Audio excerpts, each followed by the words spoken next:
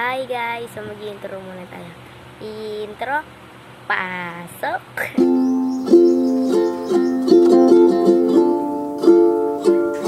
So ayan guys, napasok na yung intro. So, ang i-vlog natin ngayon is mga ginagawa sa eskwelahan.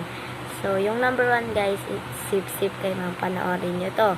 True yan, ang dami talaga guys. Ito na guys. Buksa ako, nakita ko yung score ko. Buksa ako. Paano kaya ito? Alam mo, paano bukas Ayaw mo kasi maniwala sa akin. Gawin natin yung pinagbabawal na ito. Sip-sip kay ma'am. Dali natin yung bag. Punta si ma'am dyan. Diyan na sige. Sabi ni Sir Samson. Tara. Ma'am, dali na namin bag na. Sige. Maraming salamat Sige, lalagdagan ko naman yung score niya. Yun. Sige na. Oh, meron ka ng ano guys. Meron ka ng ring. Kay ano ma'am? Kay Mark.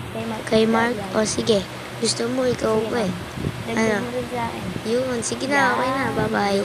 Sige na, dali niyo na yan doon. Dali mo na bag mo. Sabi din naman sa'yo eh. Paldo tayo dun eh. Thank you talaga pre. Maraming salamat. Libre na lang kita mamaya. Lagi ka na dito.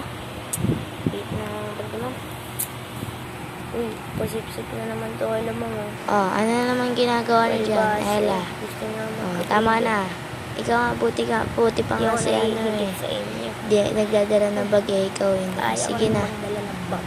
Okay lang yan, oo. Kasi, ano ba naman kayo, mga bida-bida kayo. Akala mo naman maganda. ito, tigil-tigil nyo na nga sila nauutong sa inyo. Bahala nga kayo dyan. May grade na naman sila. Paldo na naman sila. Okay na, mataas na grade ko. Diba guys, ganun yung mga sets.